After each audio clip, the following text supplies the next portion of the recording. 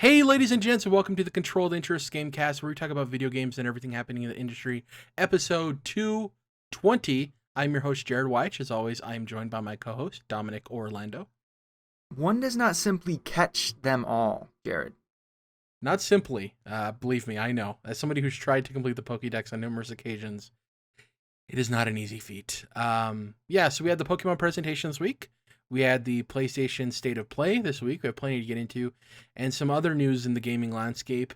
Last week was a bit of a dry spell in terms of gaming news. This week, there was so much that I had actually cut some things from the show and the rundown. But we have plenty of stuff, plenty of interesting things to talk about, including Stadia, Dragon Age, Shovel Knight, and some Sony stuff outside of the State of Play. I want to mention up front, we're not going to be covering the announcement of the PlayStation 5 VR unit that's going to be coming. We'll probably eventually talk about that when more news comes out about that, but that was announced. There was a whole interview with Jim Ryan where he talked about PlayStation games coming to PC, God forbid, among a lot of other things. I guess the biggest note there, and the thing we would have talked about the most, was that he didn't mention God of War at all, right? He mentioned Ratchet, he mentioned Horizon Forbidden West as, things they're looking forward to in 2021, but he didn't even utter the words God of War. So it's not like either of us expected that game to come out, but that was kind of like the hidden gem in that interview.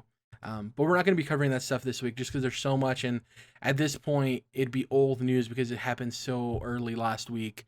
But like I said, when there's updates there, we'll eventually talk about that stuff, especially the VR, because there's a lot of talking points there. But let's hop into the rundown of Quickie News, Dom. We're going to be starting off with more Stadia news. Seems like every week we have something new to talk about regarding this service that had a lot of potential but just didn't meet expectations.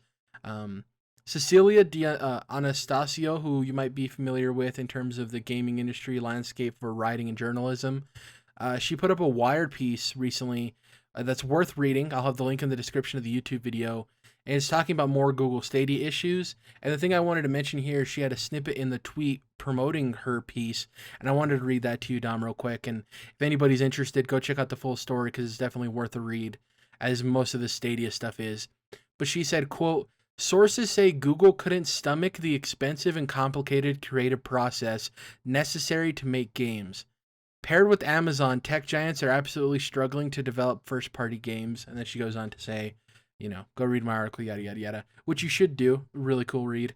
But this is something we speculated on last week when we talked about how the Bethesda acquisition by Microsoft might have affected Google in some capacity, right, Dom? And how the bosses, especially Phil Harrison, were emailing their developers a week before they let him go saying, "Hey, you're doing a good job." How wild is it that these companies, these tech giants with so much money, are being shocked by the amount of money it takes to create a AAA game? Did they just not understand that, Dom? Especially with somebody with Phil Harrison, who worked at Xbox and should understand the price of making quality AAA games. So was the quote around money or like just the complexity in the process that they weren't comfortable with? Quote, "Google couldn't stomach the expensive and complicated creative process necessary." So both. Yeah, okay. You're right. Like they should have known this was going to be expensive if they did any kind of research looking into this, right? Like could have figured that out, right? If you want to compete with, especially the other first party publishers, like that's, that's no small feat, and that's I think like what, that's more what like Microsoft is trying to like, be bigger in right now too. Like I have way more confidence in them, obviously. I think because they've been there before, but I think it's the complexity part of it. I think is like that's like tougher because Google has money, right? They could spend as much or as little as they want. But there's like that meme that goes around, or just that saying of like, it's like a miracle that any game ships at all. And I think that's kind of probably what they're feeling at Stadia or at that first party over there of like, it's just hard. Like there's some things you can't just throw money at until they're fixed. And when you are also constrained by money and then obviously time too, that's tough. So I mean, I wish I was more surprised. I really wanted Stadia to succeed and be great because I think that the technology was really cool. And when I got to test it out back when they had their beta, I thought it worked. I was so impressed by how it worked. Even and I don't have the greatest internet either, but Yeah, I mean, Google doing its thing like a lot of people predicted they would here. And to me, it reads as if from the top down, Google didn't really have a whole lot of faith is the wrong word there, but skin in the game in terms of providing Stadia with all the resources it needed to just make it work. Because if you remember, a couple of years ago at this point, we had talked about how Phil Spencer, the big changing in the course of Xbox overall is when Phil went to Satya Nadella, head of Microsoft, and was like, hey, I have a vision for Xbox gaming, but I need the investment backing. Like, I need you to be able to greenlight me being able to go out and make these purchases that'll make Xbox well-rounded. We need developers, we need services, like all of that stuff. Right. And Satya Nadella backed him 100%, and we've seen the fruits of that labor in terms of the acquisitions. We haven't necessarily seen the product yet because, like we mentioned, games take a lot of money and a lot of creative process to get their foot out the door. And we'll get into later in the Quickie news, Sony's seeing some costs for focusing on these immaculate AAA experiences where something at the end of the day has to give, right? And with Xbox, they've kind of found a middle ground because of Xbox Game Pass where they can justify the budgets of smaller games that get put on that service because they're adding some value to the company. Whereas not everybody has that outlet. And despite Sony having, PlayStation Now and all these other really good services for their games, it's not the same type of outlet that allows people to allocate resources to these smaller scope projects if they don't deliver, right? So it's going to be interesting to see what happens with Google. It's wild to me. We talked about this last week with Phil Harrison that, no offense to the guy personally, I'm pretty sure he's a swell dude, maybe, but him going from Xbox to this and not letting anybody know that this is going to be extensive and troublesome and they're going to have issues and it's going to be expensive. One thing we're not even talking about this week is Amazon Luna lost their head. And obviously he worked on other stuff besides Amazon Luna, but that streaming service hasn't even really gotten out of the beta stage and they're already shedding talent as well. And it is interesting to see once again that no matter how much money these tech giants have, it doesn't mean things are going to work overnight, right? Right. And it doesn't matter how good your product is. Like we talked about, Stadia is a solid product. Didn't matter. Cyberpunk ran best on the service. Didn't matter. I mean, we don't give enough credit. Maybe at the time we did, but I was too young. But like, we don't give enough credit for how Microsoft was able to join this industry when it was already pretty mature, right? Back with the original Xbox, like that was the same thing, right? Where like people must have had the same, excitement, but a lot of concerns too. Like, really, Microsoft wants to do this? They're the they do Windows. Why would they make games, right? But they were successful in it. They did it. Right, of course, some stumbles along the way, but like they were able to supplant themselves into the industry. Where like that's basic. I mean, I don't want to say impossible, but it might as well be, right? If you're Amazon, if you're Google, and you have essentially unlimited resources and like in a growing industry, and you can't do it, then who can? Like, what's the I don't know.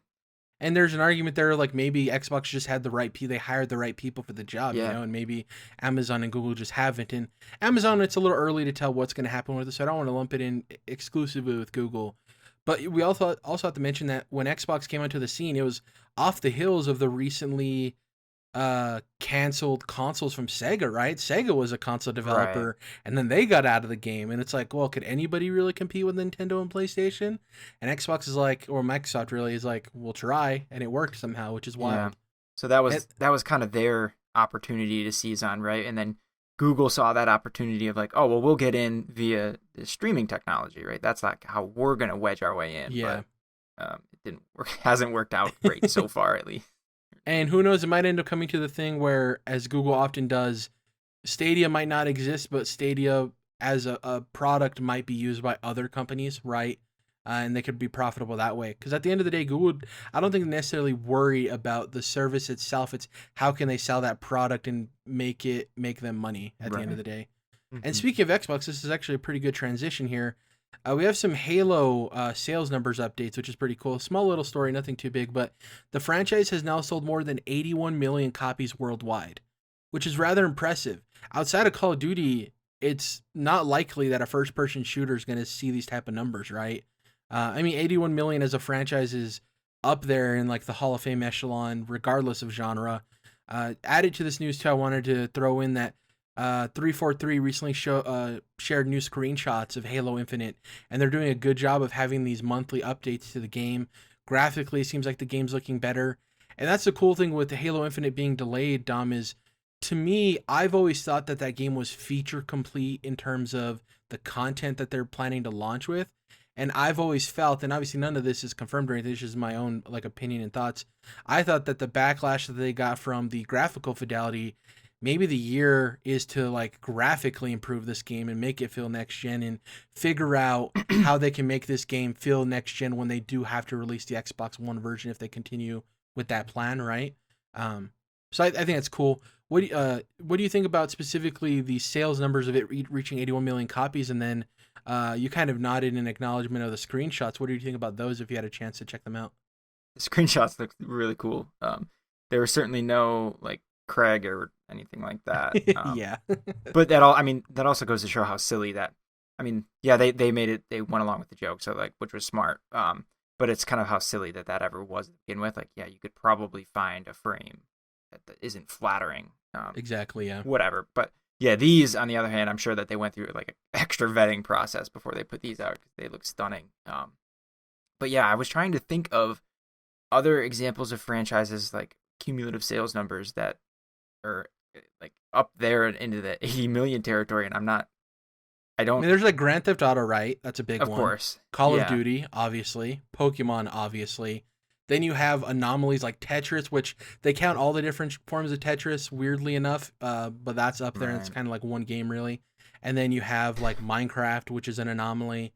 It's rare. I mean, like, I don't think any of Sony's franchises no that high. I think the closest one would maybe be Uncharted, and I don't even know if that's hit 40 million cumulatively. Yeah. I don't think so.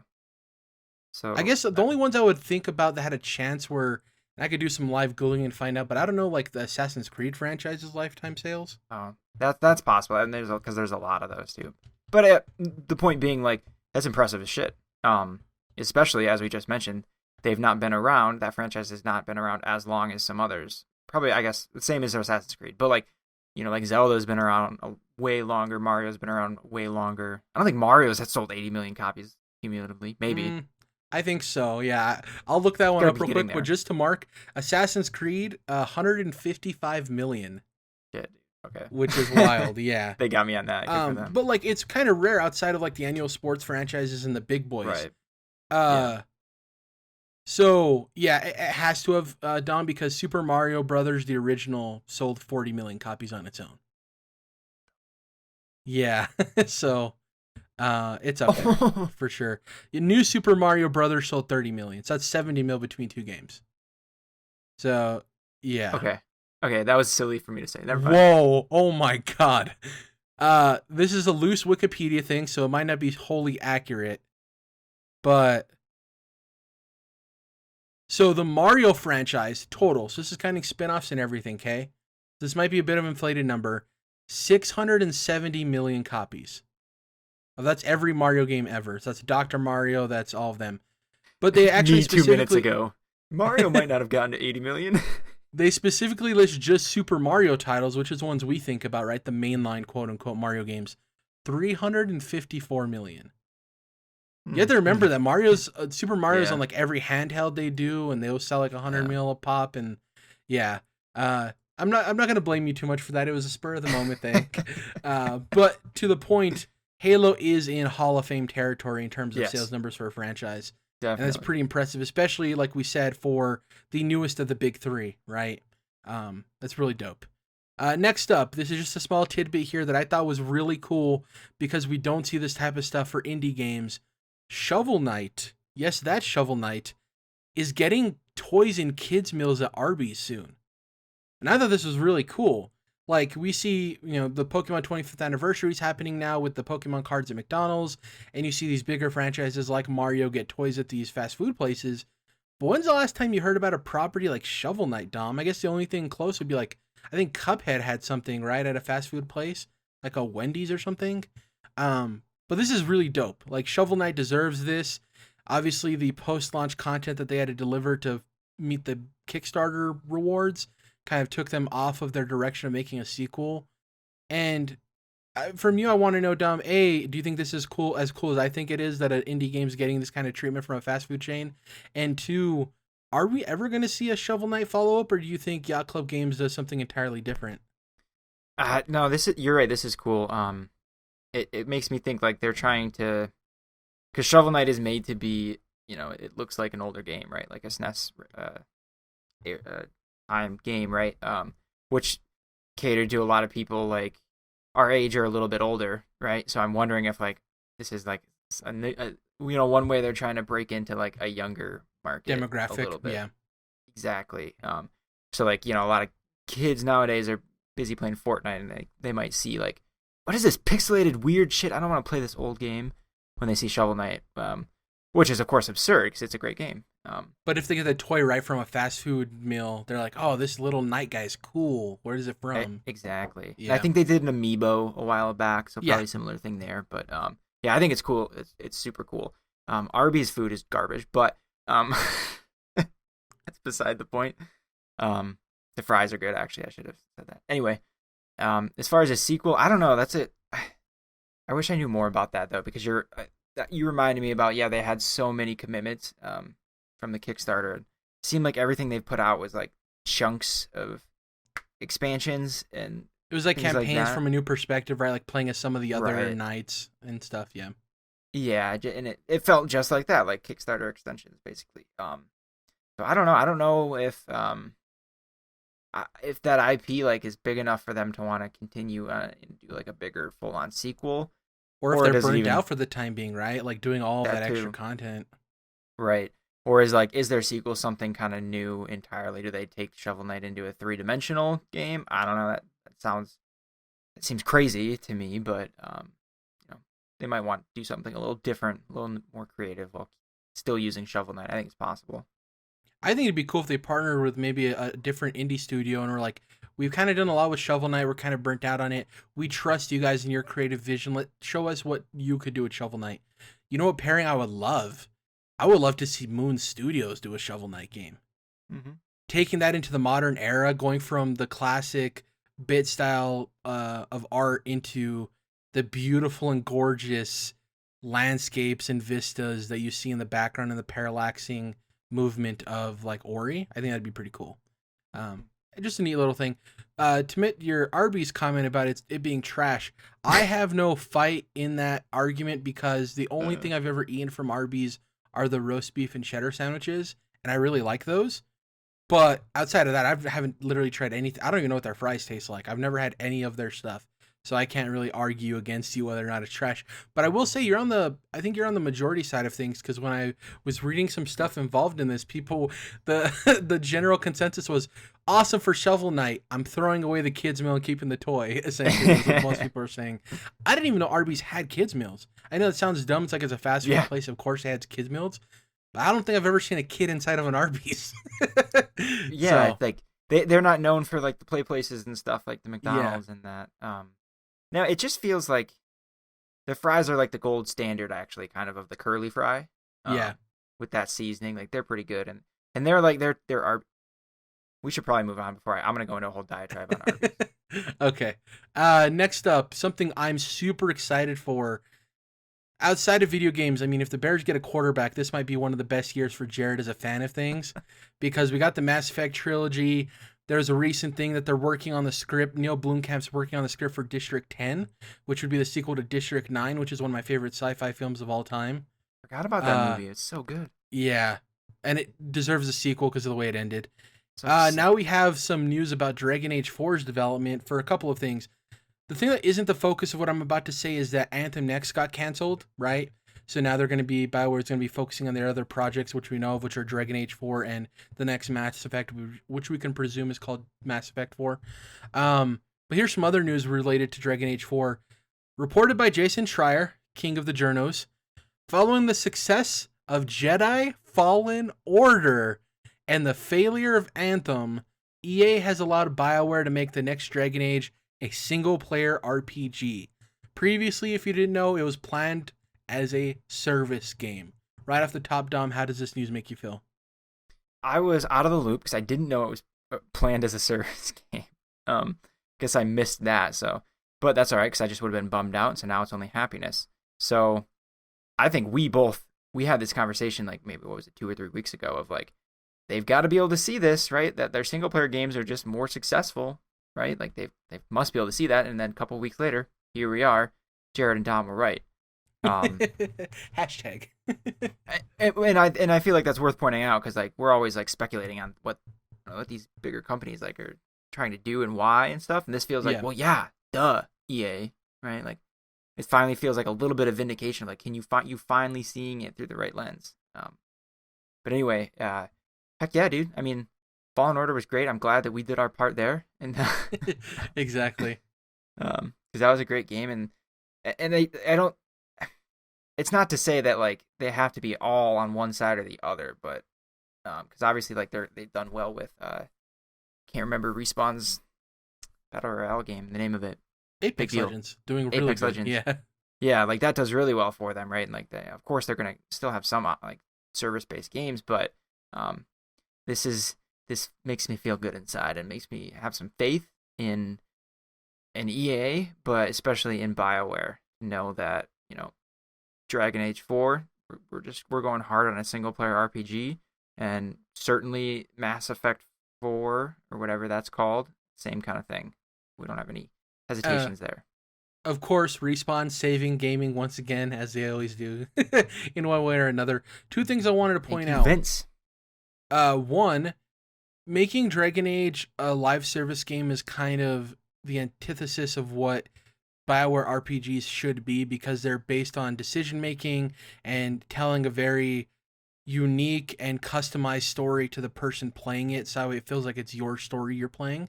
And making that a live service game kind of takes away that player agency.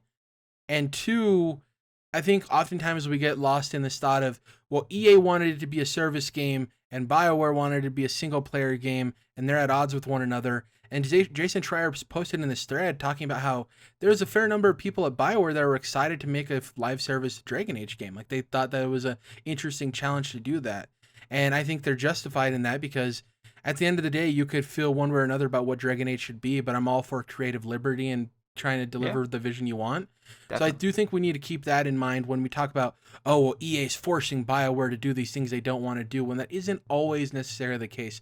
Obviously, that can be the case for some points, like forcing them to use the Frostbite engine and stuff like that. I totally get that perspective, but we can't always feel as if the developers are out of control and they're not the ones that want this, at least part of them, I thought that was an interesting tidbit that Jason Schreier threw in there, but yeah, a win.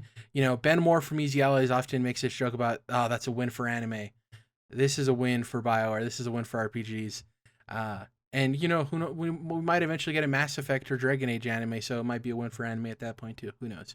I mean, what was the last big Western RPG, right? I mean, Cyberpunk. Obviously, it was made in the East, but like it's of that style of action RPG, right?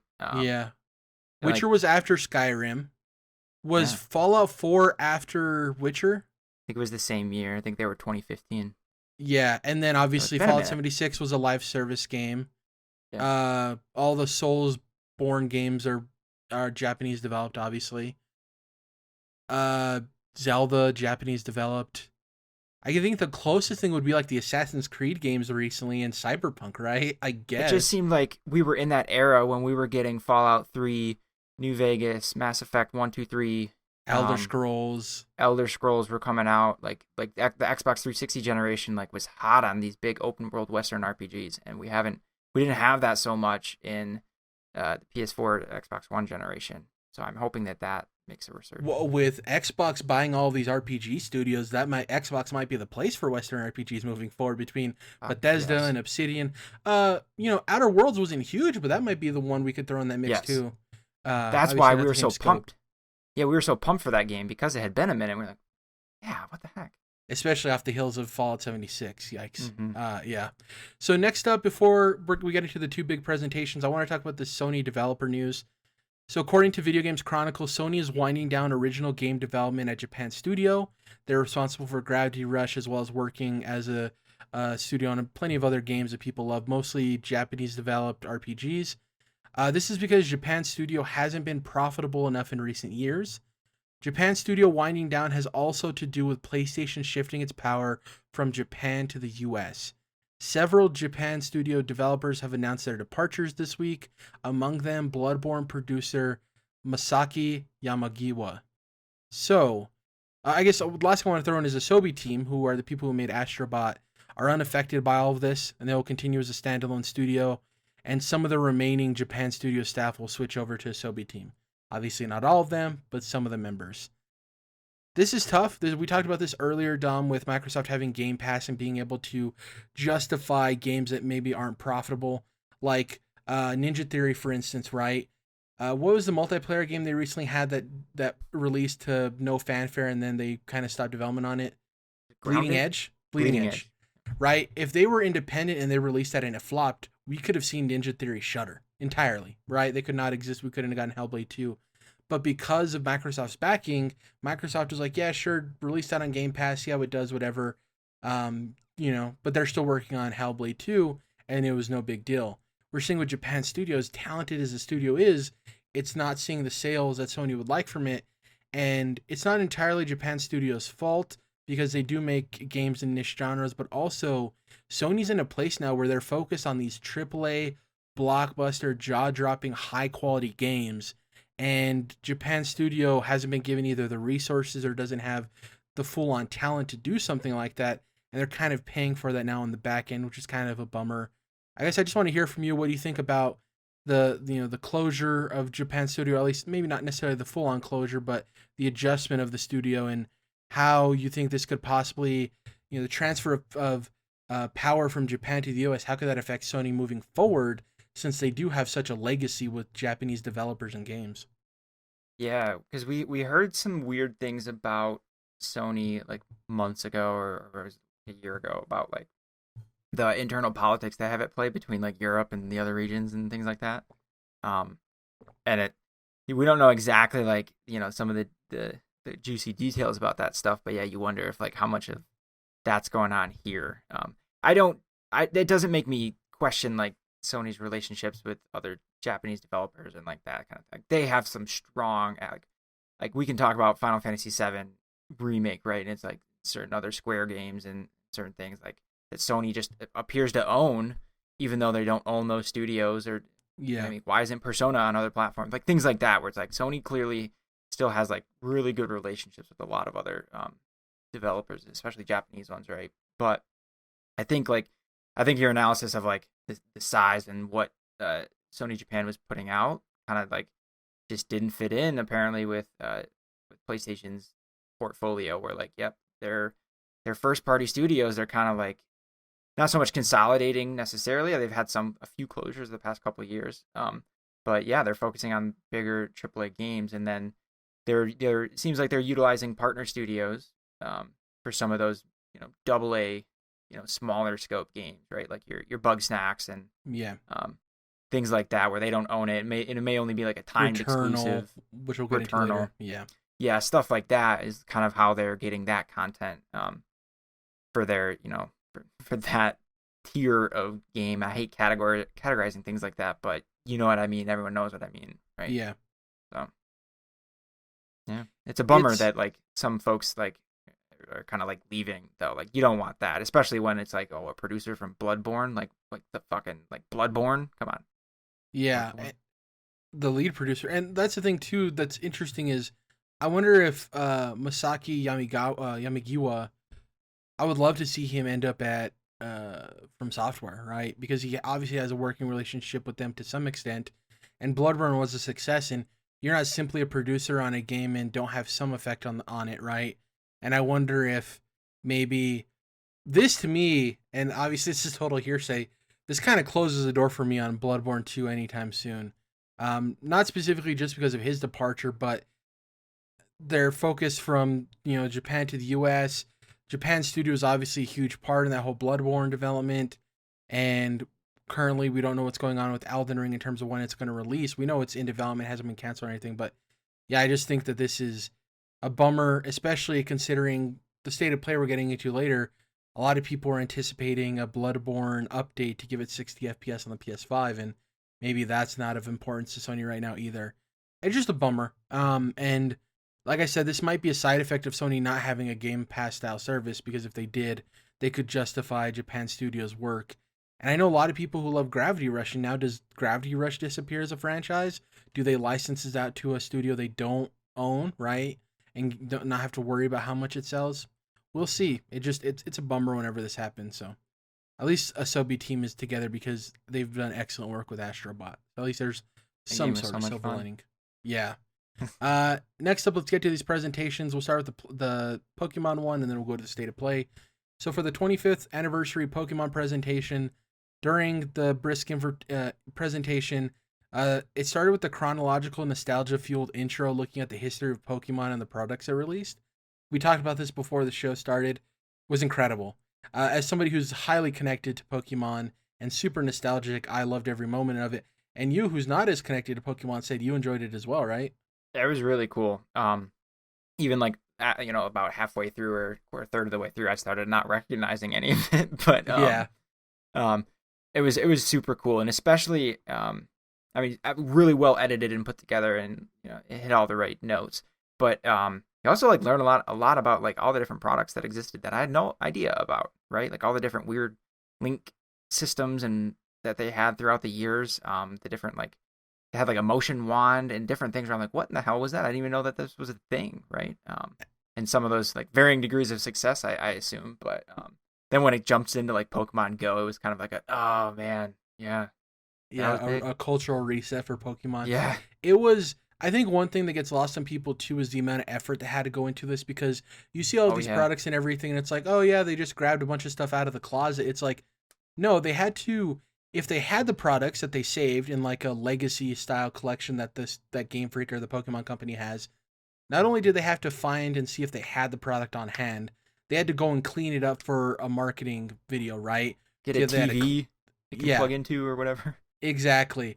On top of the stuff they didn't have, they had to make reproduction of it. So they had to like find the dimension of the original product or the design elements and then recreate it themselves. So there's a lot of effort that went into that in both finding the product, recreating the product, and cleaning the product so it's presentable on screen. On top of sampling all of the music and the vocals and all of that. It's wild that they went through that much effort, but it's really cool to see. And we're not going to talk about this moving forward as we go through the event, but it is a shame, Dom, that Pokemon is showing more care towards their 25th anniversary than we've seen Nintendo do with both Super Mario and The Legend of Zelda. And Legend of Zelda is a little bit more of an open door. Like, we don't know what they're going to do for the rest of the year, so I kind of want to hold pause on how much effort they're putting into that. We know Skyward Sword HD, but with Super Mario, it's pretty much an open and closed door of the 3-game collection that's disappearing in March that were simple ports. Do you feel me on that it is kind of a bummer that Pokemon's putting more effort into their anniversary celebration as far as it seems than Nintendo is? Yeah, it just had such a cooler vibe than anything that we saw with Mario's anniversary, and maybe this is kind of a little to some extent in response to that, right? Where like they saw the kind of poor reaction to the Mario stuff of like people kind of saying like, I mean, yeah, these ports are kind of mediocre and you guys don't seem to care that much about the anniversary. Like we, the consumers cared and we thought it would be way more fun and like, like we wanted more. And so maybe this is a bit of a reaction to that too. Probably most of it was already like in progress. Cause like you said, you're just getting this stuff to make this video is can be resource consuming, but yeah, it's hopefully there's more on the Zelda side this year that they do. Man, imagine how dope and how hype it would have been to see a legacy intro like that for Legend of Zelda or Super Mario, right? I would be like a puddle of just nostalgia. Yeah. And Legend of Zelda wasn't put into as many other like non-gaming products, but I still think that would have been dope with all of the the evolution of the game series. And then Super Mario, obviously you have so much to call on, the arcade cabinets, all of that. It's just a shame, man, because they're two of gaming's biggest and most iconic franchises alongside Pokemon, and to have such a direct correlation between Pokemon and those two and the efforts put in is a real bummer. But let's get into this Pokemon stuff. First up, they had the new Pokemon Snap trailer. This was a new trailer showcasing characters, Pokemon interactions, such as throwing the fruit, this new like glowing ball that when you throw it at a Pokemon, not only does it make them illuminate, but they showed a fire Pokemon, Score Bunny, that when you throw it and hit it with this ball, it changes the color of the flames it produces, which is pretty dope. So it went from like typical red flames to like these hot burning blue flames. And there was a photo editing mode, an online photo submission mode where you can submit your pictures to this online mode inside the game and people can rate them. And it's like a little mini social media thing for Pokemon Snap, which I think is a clever idea. And as poor as Nintendo's online infrastructure is, uploading photos isn't as intensive as a live multiplayer game. So I think it could work really well. And they obviously explained the photo grading for Pokemon Snap, where it's like, if you capture multiple Pokemon in the same image, if it's doing a special like move or something, you get more points for it. I'm excited for this game. We talked about before, Dom. I do not expect this game to be a 10. I'm thinking it's going to be a 7 at best, an 8. But that's all I want it to be, and I cannot wait. I've waited for this game for so long. And what a great reward for the 25th anniversary, bringing back this game that people have wanted a sequel to forever. People, since the 64, people have wanted a sequel to Pokemon Snap. They really wanted it on the Wii U because it made total sense with the gamepad. It made as much sense on the Nintendo Switch, and we're getting it. And God, I cannot wait for this game, Dom. Yeah, I think it looks pretty cool. Probably not going to be something for me, but I like seeing the Pokemon running around in like a natural habitat. Like that's like we haven't really seen. I think in the newer games they start to like visualize them more, than traditional games. But like normally it's like, yeah, I mean you're like in the tall grass, right? You don't actually see a Pokemon walking around doing its thing, whatever they do, right? Well, not yet, anyways, which we'll get to shortly. Yeah, good point. Yeah. I don't know. It just, like I said, this game isn't going to be mind blowing or innovative by any means, but it's something people have wanted, and it continues, Dom, the year of Jerrad. I'm telling you. This game comes out in April, right? April 20th. About 3 weeks later, on May 14th, we get the Mass Effect trilogy. I'm going to be living my best life this year, Dom, and I cannot wait. Speaking of my best life this year, we got the announcement of the long-rumored Gen 4 remakes, Pokemon Brilliant Diamond and Shining. Wait, did I write this down wrong? Pearl. Yeah. Shining Pearl, correct, yes. I wrote down Diamond twice. Brilliant Diamond and Shining Pearl. Authentic remakes to the Gen 4 classics. The reason I wanted to point that out is because people were assuming it was possibly going to be a 3D remake similar to Pokemon Sword and Shield, but it's actually a lot more authentic to the tile-based grid of the classic Pokemon games. It has a new, what I describe as Chibi/Link's Awakening-ish art style to it. Maybe not as glossy as Link's Awakening, but in the similar vein. The cool thing I like about it, Dom, is in the overworld, the character models are the little chibi, like weird shapes. But when you get into battle, they're like normal human sizes, which I like. I think seeing the weird shaped people in the battles would have been a little bit off-putting. Coming later in 2021, the art style seems to be the most divisive, but I do see people that are happy no matter what, that they kind of stuck to the more traditional look of the game and kind of just spruced up the graphics. And I think this was for a reason, and it was intentionally done, Dom, for the third announcement they make, because this, I don't want to say low effort because that makes it seem like they were lazy, but it's hard to argue the fact that doing a remake like this is easier for developers than turning it into a 3D game at this point, right? Yeah, I agree. Like this is, yeah, probably I guess an easier route, but I think it's also like the better route. For one, like let's do something like you really want them to be remade and look exactly like Sword and Shield. Like people want that, I guess so. But me, I'm like, I like the approach that we learned about, last year or 2019 with Link's Awakening. We're like, yeah, remake it, but make it its own thing still. Like, what would that game have been looked like if it had been made, from at that time? You know what I mean? Like, if they could make it, you could ask the developers from when they made that original game, what they wanted it to look like if the technology was of no limitation. I feel like, this is that, or like less limitation on technology. But yeah, I don't know. I think it's cooler. It's different. I would have been like I think lame if it looked exactly like Sword and Shield. And then, yeah, it probably would have been a lot more work for them too. And they want to differentiate too because they don't want people to play a 3D Pokemon game in fall and then early in 2022 play another 3D game. And you're running, Jerrad, another 3D game? Why would Pokemon release another Pokemon game so soon? This was the wild reveal. This is honestly, I think, the most wild reveal we got out of the State of Play, the Pokemon presentation, or the Nintendo Direct, because this is something no one really saw coming. And that's Pokemon Legends Arceus, which is a seemingly open-world action RPG taking place in ancient Sinnoh, yes, the same region as Brilliant Diamond and Shining Pearl. It's focused on completing the first ever Pokédex.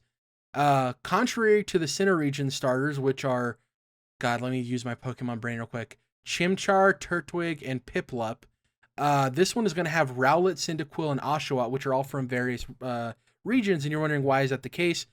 The narrative explains that there's a professor that has been traveling the world, and you meet him, and he lets you choose one of the 3 starters. Cyndaquil, boys for life, right, Dom? I do love Rowlet, but Cyndaquil is really dope, and obviously Johto is more nostalgic to me than the Lowland Islands, which are rather new. Coming early 2022, they showcased the to preface everything. The game looked kind of rough, that in performance-wise, some frame rate stutters. The actual graphic fidelity wasn't all that great. To me, it's like it's early development, and I'm assuming we're going to get this on better hardware eventually. So that didn't really irk me too much. It's the focus on something new for the series, something that people have been yearning about on the internet forever, Dom, which is an open world Pokemon game. There were instances, so I went and rewatched the trailer again because we had this conversation where you told me, I'm a little confused. They said action RPG, but it's still the same turn-based combat system. And I told you, well, they said you can use the turn-based combat system, and it's unclear if that's a choice of words to let people know it's an option, or if it was just phrasing that you can interpret in a wrong way. I went and rewatched the trailer, Dom, and it's hard to tell because it could totally be edited in terms of the HUD for the trailer. But it does seem like there may be some type of auto battle system or quick battle system where you don't have the menus pop up where you're doing a traditional Pokemon game, where the Lucario, it was either Lucario or Riolu, the pre-evolution, was fighting and there was no prompts on screen, right? Whereas we saw another one where there were prompts on screen when it attacked. So who knows how it's going to turn out, but the idea of exploring an open world and catching Pokemon is dope, Dom. Another thing to point out, the first thing we see in this game is a trainer trying to catch a Pokemon without battling it, which is something you can't do in traditional Pokemon games. Like, remember, the girl throws out a Pokeball and she tries to catch I think it was like a Piplup or something. And that's the other cool thing, you can choose a male or a female character. I don't know. I have a lot to say about this game that we'll probably cover later on when we get more information as it's coming in early 22. But for you, somebody who's not wholly attached to Pokemon, did you get the Breath of the Wild vibes to some extent? And how do you feel about this in terms of offering a new experience for Pokemon fans and people who want to get into Pokemon? Yeah, I was a bit more interested here because this, it felt new. It felt like they're, more of a revolution to the series than the smaller evolutions they've been doing, right? So yeah, the comparisons to Breath of the Wild, I guess, because visually it looks kind of similar, right? Like a big old. They had the same opening area. shot of like it zooming in on the player standing over a vista, right? Yeah. Yeah, exactly. And then also like the similarities extend into like, oh, like we're like pretty drastically changing the structure or the gameplay of the series with this one, right? I think that's what's exciting. It's like, that doesn't mean it's gonna work, of course. It might not work that well, but I'm definitely like curious to see like what they're trying to do here and how this turns out. Like you said, it looked a little rough, little choppy. Even that section where it showed the Pokeball getting thrown, I was like, something just looks a little weird, little I don't know, little animatronic or something going on with it. But I think you're like, yeah, it's got a long way to go still. So I assume a lot of that's gonna get polished out, so I'm not really actually worried about that, but I'm excited to see what they do here, something different and not different in what they did with like Let's Go or Pokemon Go, where it was a simplification. Like this seems like a different direction, maybe a different direction, like a revolution. Like this is a new thing. Like we're taking this series in a new direction. That's just more exciting for this series. Yeah, and a couple of things I want to point out. One, you can't wish for innovation from developers and not be okay with growing pains, right? Like, right. This is something new for Game Freak. They're not going to nail it right away because they've had 20 plus years of doing similar style games, so of course they've refined that, whereas this is something entirely different. Not giving them an excuse necessarily, but understand where they're coming from. Two, I love that it's taking place in feudal, like Japan, like ancient timing. Like I love the Yeah. timing, Mm-hmm. and I love that the items that we've seen so far reflect the time. Like these are like first gen Pokeballs, where I they're like the bottom half of it is made out of wood, and there's like a hole on the top that releases steam. So these are like the first Pokeballs as they're working towards making them, which is really cool. It's not like a high tech Pokeball from the future and using it in the past, which I thought was dope. And the whole idea of building the first Pokedex, traversing this world for the first time.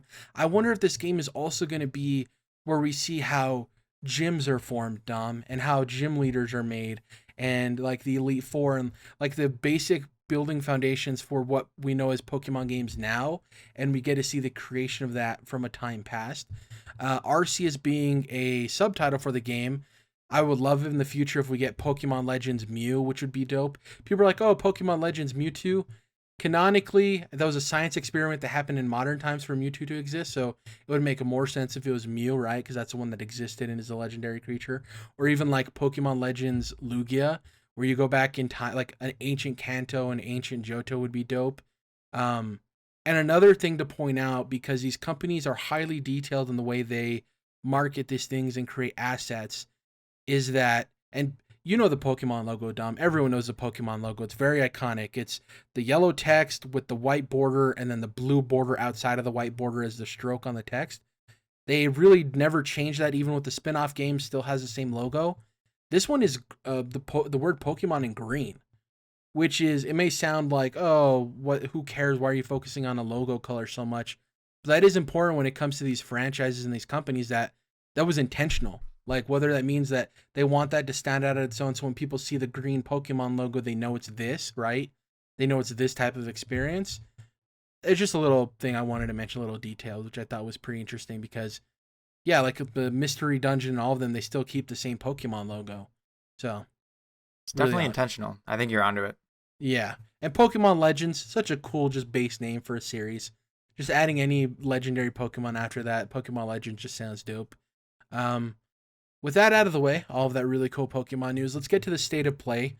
Happened on February 24th. Sony releasing a new state of play with plenty of expectations set beforehand, like letting us know 10 games being shown, some new ones, mostly gameplay deep dives. Let's look at the event's top 5 noteworthy headlines, Dom. I wrote these up. So we're not covering literally everything in the show, but the 5 things that I thought were noteworthy. First up, the new gameplay. There's 4 games of note that showed new gameplay, this being Deathloop, Returnal, Knockout City, and Solar Ash. What I will say is I think all of these games did a good job in selling people who weren't sold on these games beforehand. Mm-hmm. I'll say mine after you, Dom, but out of these 4 games, I'll say them again for you, Deathloop, Returnal, Knockout City, and Solar Ash, which 2 of the 4 impressed you the most after you saw their gameplay? I think Deathloop, because I think we're all like a little hesitant on it thus far. But it looked cool. It looked cool as shit. I felt like, oh, this really is, Dishonored, with a cool twist, but it's got that same feel, that same kind of craziness going on, with the different weapons and devices available and powers available to you. Like, this looks pretty cool. I, of course, afterwards went and listened to like a developer interview where they talked about the time loop mechanic, and it started to make more sense to me. And I'm like, oh, okay, like I'm starting to be like more hyped on this game, and the trailer from the state of play, I think, did a good job of doing just that. And then another one for me was Returnal, which had looked cool back in the presentation last year, but the gameplay, now that we're seeing more of it, really like similar kind of thing. Like it looked tight, it looked like fun and energetic, and I'm still like, I'm not the biggest like, start over roguelite kind of person. So I'm curious about exactly how that's gonna work in this game. But as far as like that core gameplay, it looked like hectic and fun and really cool. Yeah, so I'm with you. I think Returnal was the most surprising because it was the game I was the most quote unquote out on, because I just didn't know what the game was going to be necessarily. And that gameplay sold me. It was like equal parts Hades equal parts Control in many ways. Yeah. And I really enjoyed that. The dash mechanic looked dope. And what I will say is Housemarque is obviously a studio known for incredible arcade games, and they had to move away from that because they weren't selling well. And some people may think this is a departure from their kind of core development ideologies. But if you watch that trailer again, it's an arcade game in third person, in like modern third person. Like it's entirely an arcade game. The power ups, the movement, the way you shoot around. If you were just to move the camera and make it top down, it would feel and look probably like a classic Housemarque game. And I think that's really clever on their part because I don't necessarily think they moved away from arcade as much as they want everyone to think they did. I think they just changed the perspective and upped the budget. And it's pretty much the same core there that people want from a Housemarque game. And I hope the game does well because that studio is so talented and they deserve a win at some point because they do make good stuff. It just has been in a genre that doesn't sell very well. And for me, it's hard to decide between Deathloop and Knockout City. I agree with you, Deathloop did look good. That James Bond style song was incredible. Such a good move. I would argue that this is the best trailer they've had throughout the whole thing. Easily. They showed off the kinetic movement of the gameplay. They showed off the weapon variety. Still a little confused about the asymmetrical multiplayer. I still don't fully understand, like, is it an invasion style system like in Dark Souls where they can come around sometimes? Is it active multiplayer whenever you play it, there is always another player playing? I don't know. It's very interesting there. I want to give the nod to Knockout City though, because that out of these 4 games was a game most people were low on because it had that terrible trailer at the Nintendo Direct that was like fake video game characters playing the video game, and it just didn't really show well. Whereas this trailer showed the novelty of this dodgeball game where it's skill based, where you have to catch the ball. You can fake out players by not throwing it. You can throw it in different directions. There's different power ups you can get. It looks like a fun time. I will say that I think the price point and release date for this game will be huge for it because if it can have a decent price point at release and release at a time in which not a lot of other big multiplayer games are coming out, it has a chance to be relevant for a little bit because I do think the core of that gameplay looks fun. And like I said, it was starting at the lowest point. Like we were on Deathloop, people were like out on Knockout City. People were like, get that game out of here. That looks awful. What is this weird game with a terrible commercial and trailer? But yeah, I think all of them showed off really well too. Shout out to Solar Ash, obviously the spiritual successor to Hyper Light Drifter, which a lot of people love. Next up, we got Sifu, which is this really dope melee martial arts combat game that looked like it was straight out of Daredevil Season 3's hallway scene. And it's a melee combat game. And 2 things that I found out after the fact, Dom, were really cool. So it's being developed by Slow Clap, and that's a development studio that people probably don't recognize the name of. But watching this, the first thing that came to mind to me was like, this melee combat looks like Absolver. Like it reminds me a lot of Absolver. Yeah, turns out Slow Clap, developer of Absolver. So they made Absolver, then they made this game. Obviously Absolver had a really weird, like ancient faceless character design. And this seems obviously like something that they want to capture an audience with. And the other cool thing is in the trailer, if you notice, the first time he gets knocked out, Dom, he grows a beard and wakes up, and you're like, wow, he must have been knocked out for a long time. That's weird because the bodies are still there behind him that he knocked out. How does this make any sense? And throughout the trailer, he gets older and older, and it seems like, okay, is this story just taking place over the course of time, and you're like living out this martial arts master's life? Well, no, it turns out so. It's a revenge tale of him finding the people who killed his family. But the mechanic in this game, Dom, is that every time you die, you age slightly. So I wonder if it's like you only have a set amount of times you can die before you get game over permanently. So it's kind of like you have like 4 lives before you actually have to restart from the beginning, which I thought would be interesting. It's just a cool mechanic of him aging when he dies. Remember when like we were talking about Hellblade, the first game before it came out, and like they had a similar mechanic. Like every time you died, like this rot like grew a little bit on you, and eventually it would take over. You have to start all over or something, and like it was like a whole ordeal. Oh yeah, I forgot about that. Yeah, it became a huge conversation. It ended up being not that big of a mechanic or big a deal as people talked about. But that kind of sounds like this. Like every time you age until eventually like age out or something. I don't know. You age to death, yeah. Yeah. Looked cool though. Looked very kinetic. Once again, Mhm. just like with Knockout City, I think if this is gonna have a good price point, I could totally see this being part of that PlayStation program where it launches into PlayStation Plus. I think that would be huge for this game.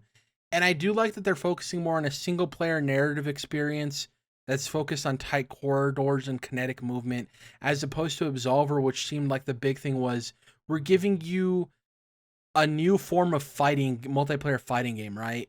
And I do think this Mhm. could be more successful for them because the mechanics in Absolver were pieces to something that could be really great, and Sifu might be the evolution that Slow Clap needs to have their skills be appreciated by the gaming audience, right?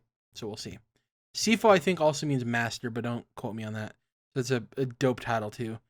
Next up, this is the thing I wanted more than anything in terms of realistic stuff, Dom, is I wanted a Kena Bridge of Spirits release date. This game's coming to PS4 and PS5. Super dope. I love the music in this game is incredible. I can't wait to download the soundtrack. Download, what is this, 1995? I can't wait to put it on Spotify and listen to it all the time. Not only did we get more gameplay and story footage, we got the release date. It's coming August 24th, 2021. I know it's a bummer for some people because they thought it was going to be a first half of 2021 game. I'm just glad it has a release date because in the Yeah. back of my mind, I was worried that this could slip because of COVID and a lot of other things. I want to say highlight of this was the ending where there's like this old crippled person walking and they get consumed by this like demonic spirit and become a monster is one of the coolest scenes I've ever seen in a video game trailer because it's kind of jolly. There's some dark moments to this game's trailer, but that was like really dark. You see this person walking and they just get consumed by nature around them. How did you feel about this whole Kena Bridge of Spirits presentation, Dom?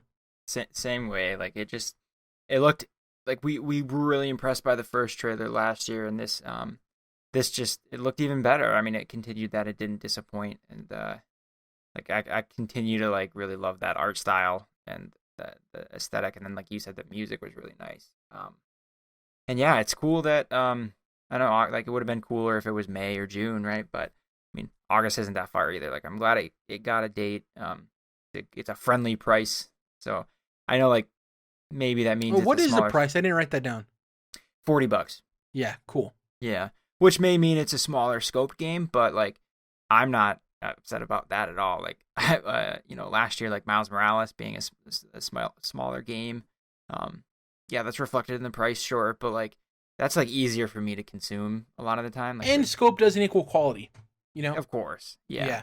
I'm more worried about the quality, which it looks from the trailer's indication it seems to have, but and I always appreciate when like there's a shorter time commitment involved with a lot of experiences because a lot of games take a long time, so I'm not opposed to that kind of stuff if they want to make things shorter. But yeah, I'm excited for it.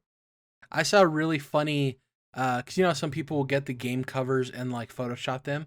And I saw a Photoshop for this that said, I had the picture of Kena and it said Pixar's Pikmin and the Blind Forest, which I thought was really funny because it's obviously Yeah, looks like a Pixar film. It has the Pikmin element to the little creatures, and then Blind Forest because it has the exceptional art style and music. It's gonna be great. It's one of my most anticipated games this year. I cannot wait to play this game. also Uh, it's PS4 and PS5. I'm not sure if we knew that Yep. for sure, but now we do. And I think it might, they've not said, or maybe it's been hush hush enough, but I feel like it could eventually come to other platforms. Xbox. Yeah, who knows? It could be just a second party partnership where it's like a timed Right. thing. And you can totally tell that the studio has a film background because it's so cinematic in its approach. I just can't wait for this game.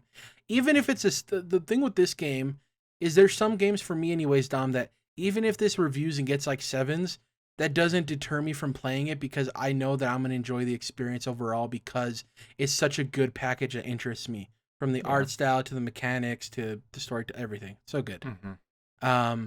Next up, Final Fantasy Remake Intergrade. This is the PS5 version coming on June 10th, 2021. It's going to have 4K optimization, 60 frames per second optimization, new textures, photo mode, plus a lot of other stuff, including fog effects. It's going to be a free upgrade for owners of the game that currently own it on PS4. And they revealed this Yuffie DLC, So Yuffie is a character in the original Final Fantasy VII that, and this is coming from somebody who never played the original game, and I've only going off of what I've read. She comes about in the game's narrative later on in the original Dom. So people weren't expecting her till maybe like part 2 or 3 of this remake.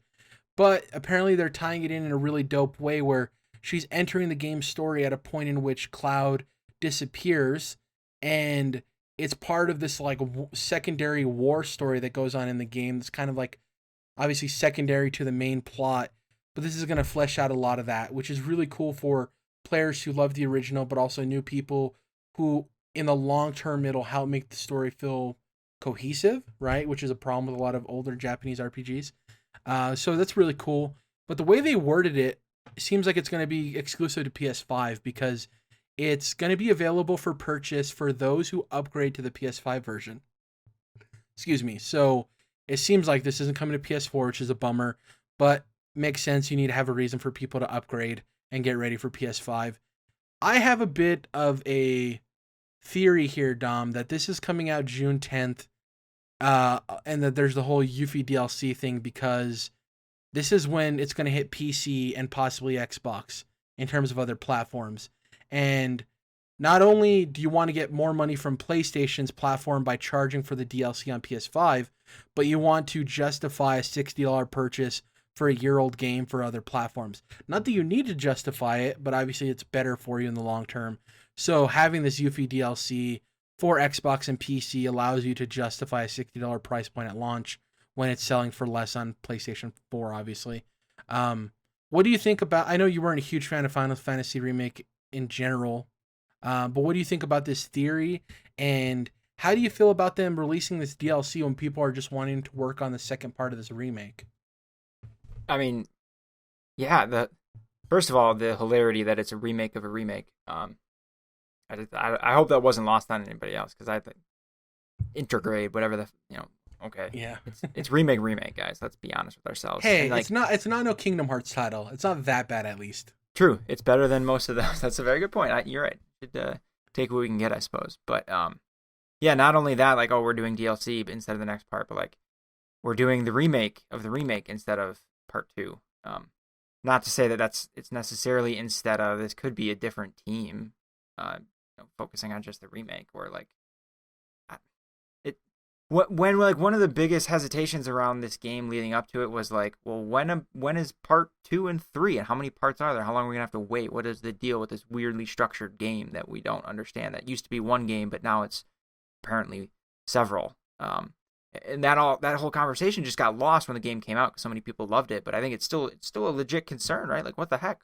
Where's part 2? Like, at least like be transparent with your plans, because like as far as I can tell, they don't have plans. It's just they're doing this now, and they'll get to part 2 when they get to it, whatever it looks like. And people might hate to hear this, and it doesn't piss me off because I'm not some like incel neckbeard on the internet, but I don't think this Yuffie DLC was a new project necessarily. I wouldn't be surprised if this was developed alongside the base game. Yeah. Yeah. And maybe not even cut. Maybe it was planned to always be DLC, but I think it was developed alongside it so it could be cohesive with the game. And they simply moved it to, okay, let's move this a year out so we can have something to fill the void. And then what happens if Final Fantasy 16 comes out that buys them more time, quote unquote, for the part 2? Who knows what's going to happen? Yuffie, though, I will say in her little outfit looks adorable as hell. The new boss fight looks cool. My only concern is I hope that I can access this without replaying the game. Like maybe it's in chapter select. But when this game, or if this game comes to Xbox, I'm playing it again. Here's the thing. We talked about this before. The narrative is really cool up until the last like 2 hours of the game, and then it becomes incoherent JRPG nonsense, which I didn't enjoy. But the combat system to me by the game's end is one of my favorite combat systems in gaming. Like, it won't touch Soulsborne games for me because obviously God tier, but I would really love to have that combat system where it's a mix of turn-based and real time in other games, because I really enjoyed it a lot with the use of materia and everything. I just had a blast with it. And I didn't enjoy it as much early on in the game because I found it a little bit like obtuse. But once you get a hang of it and you learn the materia systems and you kind of get used to switching between characters, I thought it was really cool, and I would love to see other JRPGs try something like it. So I would like to never have any other studio ever make that combat system in a game again. I hated it but you so only much. played like what, a couple of hours, right? You didn't play a lot of it. I was like almost 20, I think. 20 hours. I played a lot of it, yeah. And I even turned it on to easy mode like halfway through because like I just don't understand how to do this. It was just weird to me. I'm the minority, of course. No, Yeah, I don't say you're the owner. I think it's like a 50-50 split. I don't think it's as beloved in terms of the combat system. The weird weeaboos love the nonsensical story at the end, but yeah, I just really clicked with the gameplay of it. I really enjoyed the combat.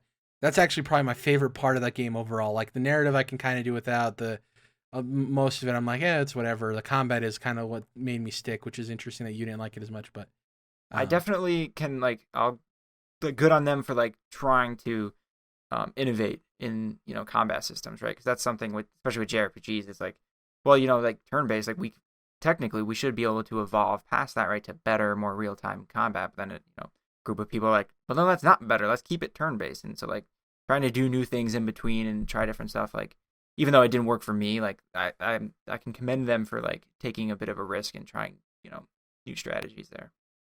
yeah, I love the materia system, and as somebody who plays so much Pokemon, like an innovation on turn-based combat is always neat to me because we've talked about how much I love Child of Light, right? And that's a play on the turn-based combat system, and it's really cool whenever people attempt that.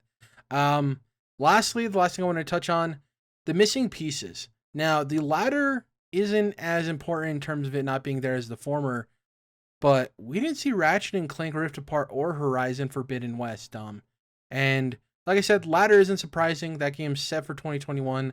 I could totally see it being delayed, so it's not a shocker we didn't see it. The Ratchet one is weird because it's supposed to be coming out in June.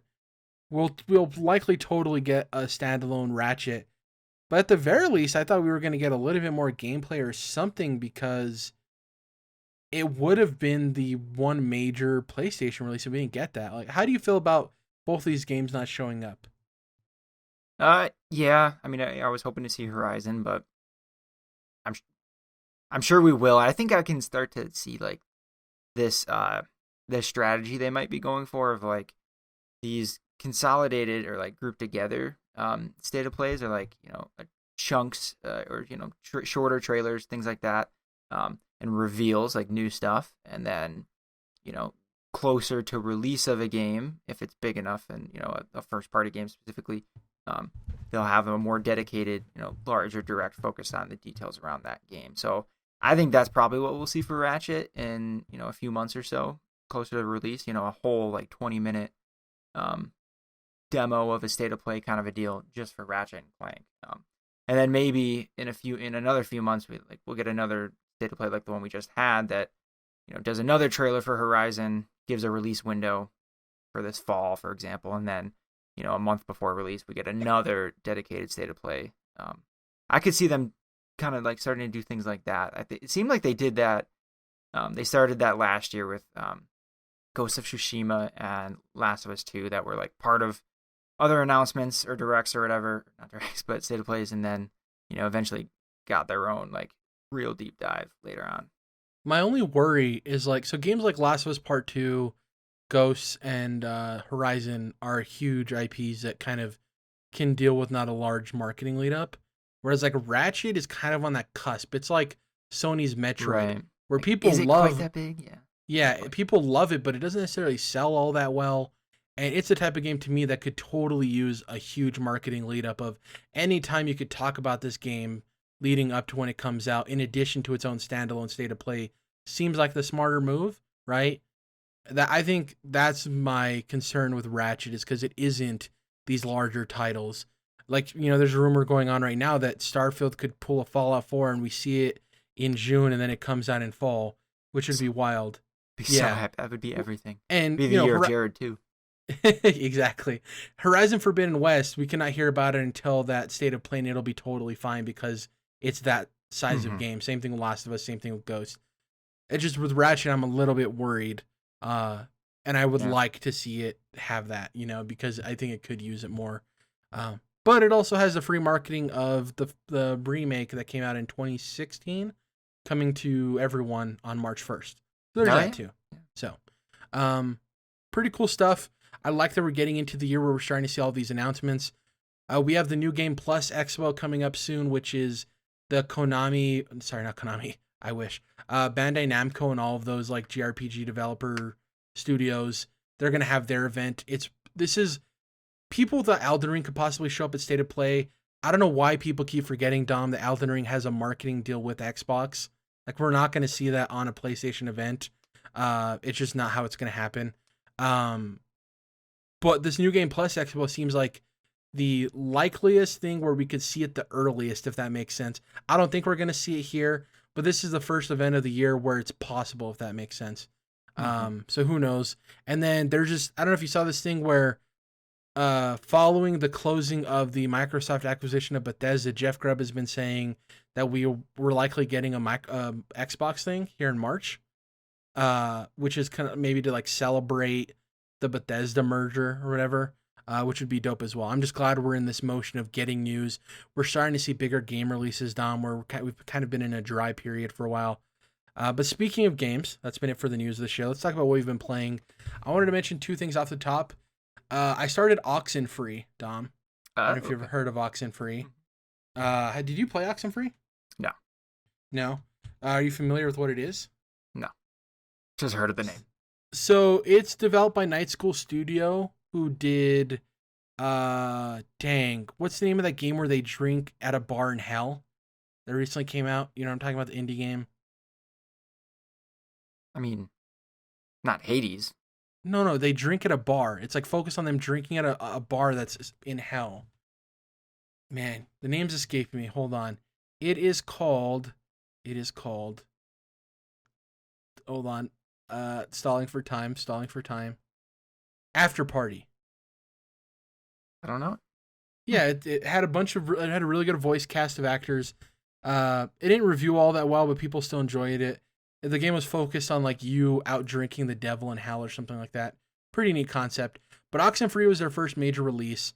So what it is it's a horror game where you are this group of kids that go to this like island and just weird supernatural shit starts happening. Like some spooky ass shit. But the crux of the game is it's dialogue and choice based, and it's just kind of working through the complexities of being teenagers where you have a kid who has a crush on this girl. So in conversations, you can like poke fun at the fact that he has this crush on this girl when you're all in a group chat, or you can like deflect people making fun of him. There's like another girl who's kind of like an asshole who makes fun of everybody, and you can either like confront her or laugh alongside her or ask her to stop. So it's very like dialogue driven in that sense. Funny enough, the reason I started playing it is because it was announced it's leaving Game Pass at the end of February. So I knew it was on Game Pass, and I had interest in playing it. It's been on my backlog, and I looked up how long to beat it, and it's like, oh, it's 5 hours. So I'm like, I could totally beat that by, the 28th. So I'm about, I think, 1/3 of the way through the game. Really good. The art style is really cool. I would suggest it to anybody if they're interested in dialogue-driven gameplay. The supernatural horror side of it is really cool. It's very creepy. They do some effects with the gameplay that kind of catches you off guard, which is really neat. It's a very quaint, neat game that doesn't feel like anything else I'm playing right now.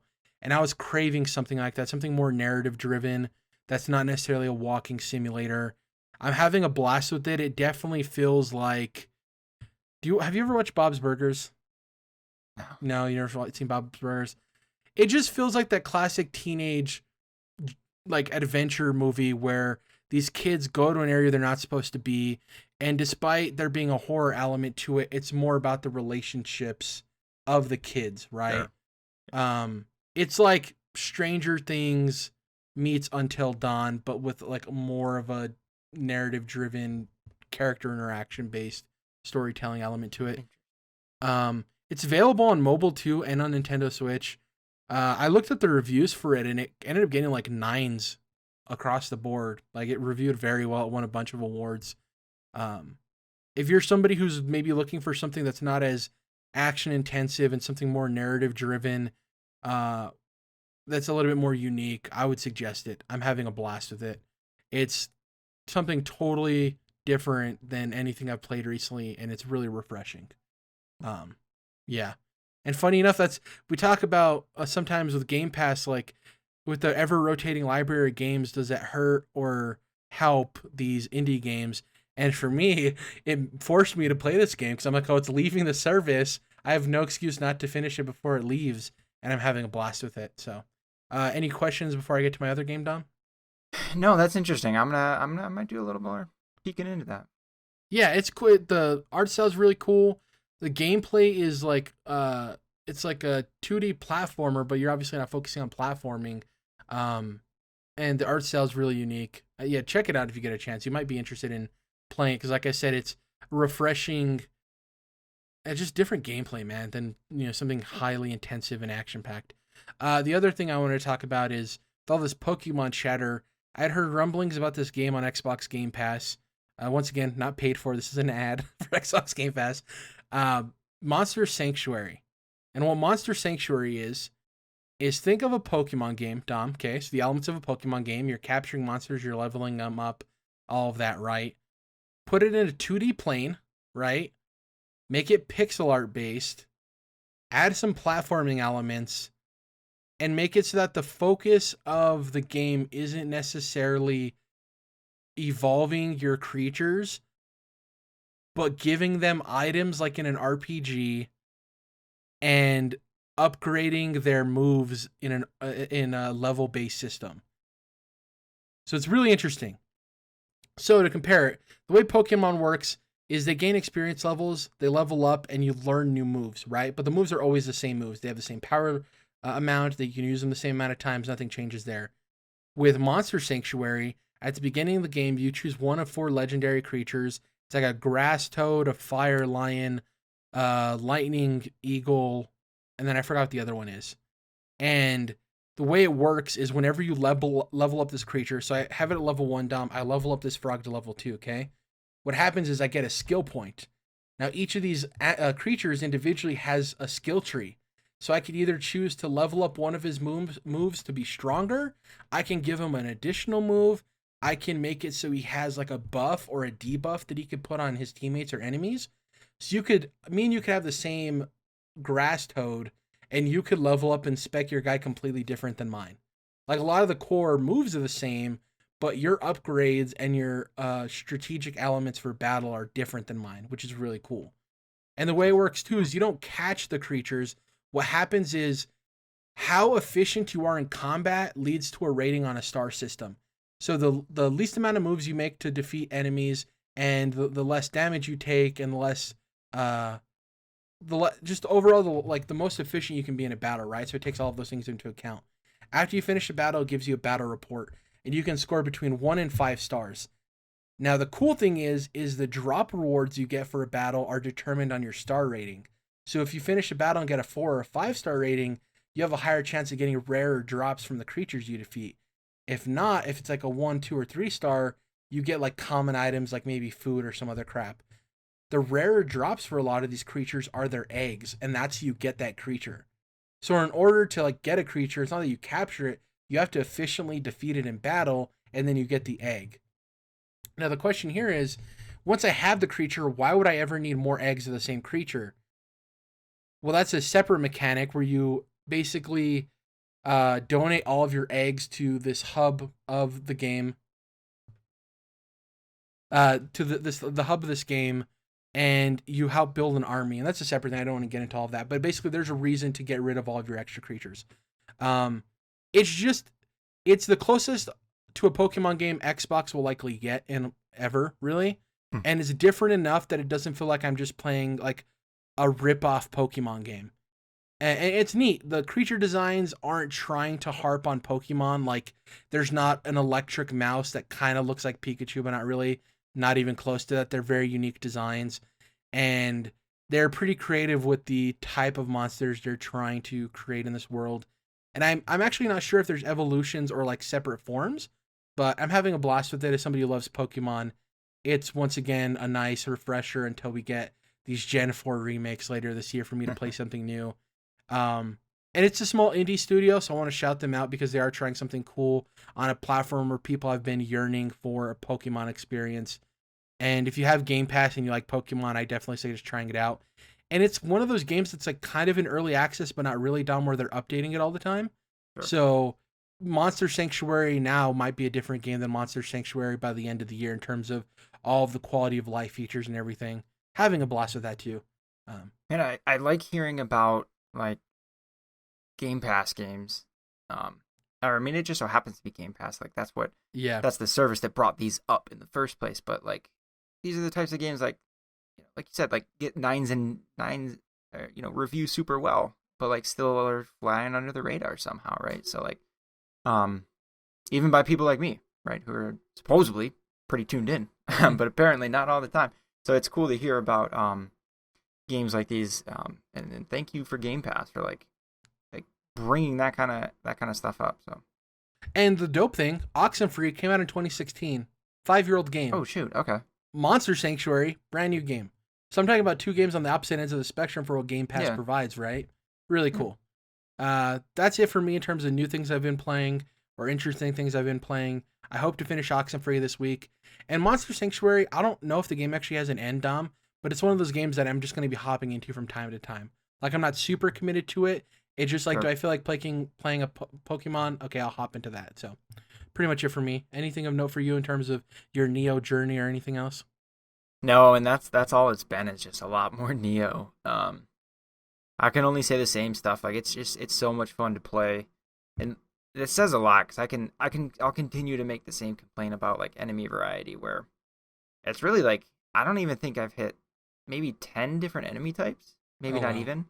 And then like you're going to different worlds or like places that are really different and unique, but then it's the same enemies, just like, oh well, this one's tinted with green because he's got poison damage, and this one's wind damage. And it's what I mean. It's really like, okay, sure, it's one of those examples, and they have the same attack patterns, right? Very little variation on that. The bosses are really crazy and different. Those are cool, but yeah, that makes that smaller variation and variety of enemies like makes what it should be a really, really hard game, or initially is incredibly difficult, starts to get easy later on. You know how to beat these guys. Might take a few more hits because now they're over leveled and you gotta like swap out your armor for something that's better against their particular element or whatever. But it gets easier just by the nature of like, oh, I fought this guy 100 times. I know exactly his moveset. It doesn't have that same thing of like a Dark Souls game where like new areas, like, oh, you got to learn how to fight new enemies, right? They're very different. This doesn't really have that as much, which like I'm starting to notice it more because it's such a long game and there's a lot going on, as far as depth and that kind of thing. But it's still it still manages to be so much fun. So I think that says a lot about the combat and that it's able to overcome like that lacking enemy variety. But yeah, still having a ton of fun with it. Are you still planning to go to 2, or is the lack, like the holes in the fabric, kind of deterring you from maybe jumping into that right away? I still plan to go to 2. I'll probably have a palate cleanser in between. I picked up like a few Switch games. One a 2D Dark Souls copy, not copy, but inspired game called Blasphemous. I really have been keeping my eye on, so I'm going to try that out. And then also Ashen came out on Switch. I have that and haven't really gotten into it yet, which is kind of also again similar to a Dark Souls game, but a really unique art style. Everything's kind of like pale and gray, and like characters don't have faces, and everything's simplistic looking, but it's very similar to really Absolver, cool, which we talked about earlier today. Yeah, looks like that. So I had Blasphemous downloaded, and I was planning to start it like a couple of weeks ago, and then it was announced that there was this big new update to it on the 18th of February, so I waited. So I can't wait to hop into that too. Maybe that could be a game me and you hop into at the same time and check it out. That'd be pretty dope, especially with our attachment to the Soulsborne games. I turned it on. I haven't like advanced really in it, but the patch notes when I first turned it on was like a novel. So I think you were not wrong about there having been a big update. And in terms of palate cleansers, there's this game I heard about called Oxenfree you might want to look into later. Exactly. That's the kind of thing like I'm going to be looking for after Neo, which has been a journey. Thank you guys for listening to this week's show. We really appreciate it. We'll be back next week with episode 221. If you can, please head over to Spotify, Google Play, iTunes, search Controlled Interest. Will pop right up. Listen to us on any of the podcast services you enjoy. On YouTube, you can search Controlled Interest. We'll pop right up there as well. Hit the subscribe button. Hit the bell notification so you know when we upload new videos. Leave a comment letting me know what you think of the episode. If you want to answer any of the things we talked about. If you have a question for us. If you have an answer for us. That'd be even better. Don't be afraid to leave those. Like the video if you like them as well. That helps us out in the algorithm for YouTube. Over on Twitter, you can follow us at CTRLINT. That's Controlled Interest abbreviated. Personally, you can follow Dom at Dom's Oreos. You can follow me at Jerrad Wyche. That's JERRADWYCHE. We have an Instagram where I try to post every new episode if that's your preferred social media platform outside of maybe Twitter or somewhere else. That's Controlled Interests. And yeah, that's it for this week. Who knows? At this rate, Dom, we might have that Xbox event next week and we'll be talking about it because it seems like we can't go a week at this point without something new popping up. We'll likely have more Stadia news too, for better or worse. Likely worse. See you guys on the other end and see you guys next week.